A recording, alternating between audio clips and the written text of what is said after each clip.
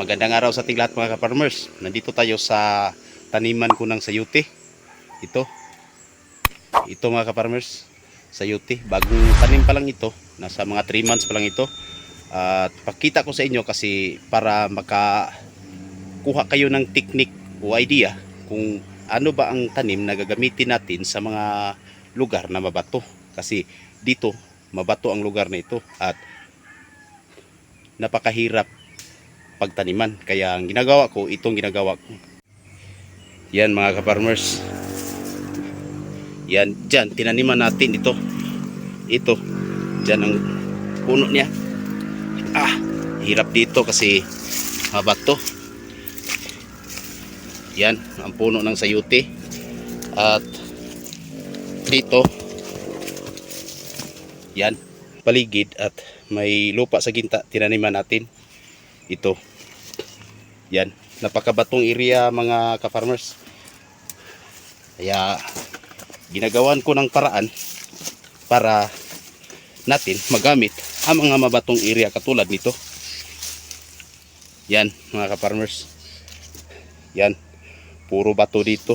May lupa lang kaunti sa mga gitna-gitna. Kaya tinaniman natin ng sayote. Ayun. Yan. At yan mga bahay na. Highway na yan sa baba. At ito, umaabot ito ng lagpas ng kalahating hektar. Tinaniman natin ng mga sayote. Kaya ito ang napakagandang gawin natin sa mga mabatong lugar katulad ng area ko, tulad nito. Nagsimula na siyang mamunga mga ka-farmers. Yan, napakabatong area. At hindi pa puno yung kanyang mga yung mga string na ginagamit natin para maakyatan ng sayote. Hindi pa siya puno kasi bago pa lang itong tanim. Area na katulad nito, huwag kayong mag-alala, magagamit natin sa pagitan ng pagtatanim natin ng sayote. Kasi ang sayote mga ka-farmers, every week tayo mag-harvest. So ipalagay natin na tag 5 pesos ang bawat kilo. Kung ha-harvest ka ng 1,000, may 5K ka bawat linggo. Sapat na yun para sa pang-araw-araw nating gastusin. Kaya dito sa pagbablog ko mga ka-farmers, mayroon kayong matutunan sa akin. At ito mga ka-farmers, mga lupa ito na nasangga sa bato. Ito ang kinukuha natin, ginagamit natin na pampataba sa ating sayote.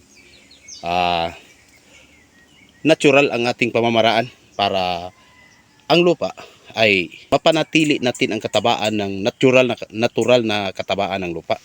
Kasi kung gagamit tayo ng mga fertilizer, okay naman, pero hindi naman masyadong gamit tayo ng gamit. Baka darating ang araw na maging acidic na ang ating lupa.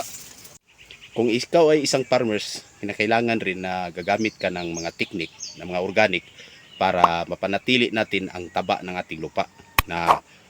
Dahil ang mga commercial fertilizer, ito ay dahilan kung bakit maging acidic ang ating lupa. Ayun mga ka-farmers. Yan bunga ng ating sayote mga ka-farmers. Unti-unti na siyang may bunga na. May bunga na siya mga ka-farmers. Nagsimula na. Sa ngayong linggo, makaharvest na tayo ng konti nito. At hanggang dito na lang mga ka-farmers. Salamat sa panunod. Naway may natutunan kayo sa araw na ito.